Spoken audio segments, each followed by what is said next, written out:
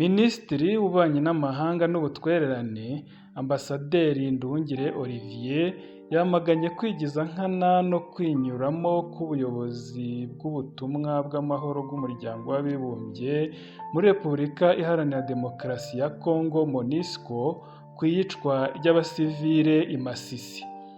Mu butumwa yanyujije kuri X kuri uyu wa gatatu Mutarama 2023, Ambasaderi Nduhungirehe yagaragaje ko bitumvikana neza uburyo MONUSCO yavuze ko yamaganye igitero cya drone cyagabwe n'ingabo za RDC i Masisi kigahitana abasivile, nyamara ariyo yatanze imyitozo yo gukoresha izo ndege. Ni igitero FARDC yagabye mu gace gatuwe n'abaturage muri santere ya Masisi ku itariki ya 2 Mutarama 2026, gihitana abasivile 6, abandi 41 barakomereka. Nyuma y'icyo gitero, MONUSCO yanditse kuri X ko yababajwe nacyo ndetse yamagana ibitero bigabwa ku basivile, harimo n'ibigabwa na drone bikibasira abasivile bidasize n'imitungo yabo. Minisitiri Nduhungirehe asubiza kuri ubwo butumwa yavuze ko bisa n'urwiyerurutso kuko MONUSCO ubwayo ifite uruhare mu gutegura icyo gitero. Yanditse agira ati "Kugira ngo ibi byumvikane neza, uku kwamagana ni ukwa nyirarureshwa kuri MONUSCO, ntiyigeze inagaragaza abafatanyabikorwa bayo FARDC nk'abagize uruhare mu byaha by'intambara byakorewe abasivili b'Abanyekongo muri santere ya Masisi." Ambasaderi Nduhungirehe yakomeje yibutsa MONUSCO ko nubwo igaragaza ko yababajwe n'icyo gitero kandi ikacyamagana, bisa no kwinyuramo kuko ariyo yitangarije ko yatoje abasirikare ba FARDC ku mikoreshereze ya drone z'intambara.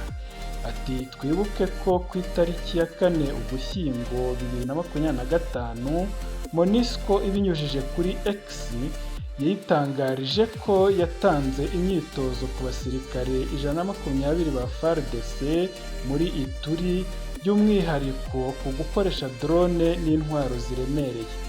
MONUSCO yakunze kunengwa cyane ku guteshuka ku nshingano zayo, aho kubungabunga amahoro no kurinda Abanyekongo ikifatanya na RDC kwica abaturage bayo.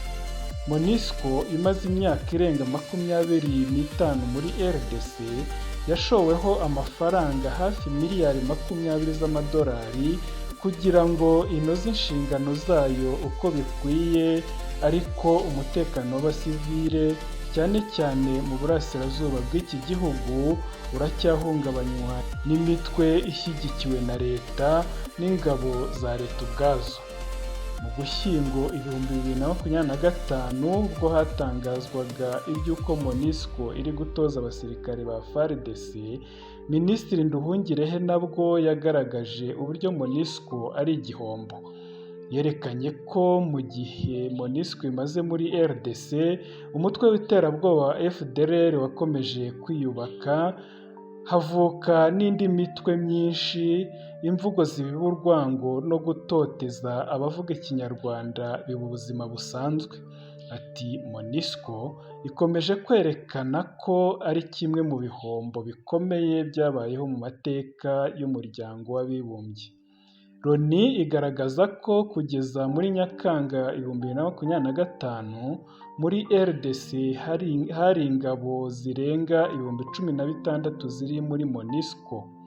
Mu mwaka w'ingengo y'imari wa 2024-2025, zakoresheje miliyoni 918 z'amadolari, ariko abasivile muri RDC bagakomeza kwicwa. Ngayo nguko, reka dusoreze aha iby'iyi nkuru, turongera mu bindi biganiro. Mugire umunsi mwiza.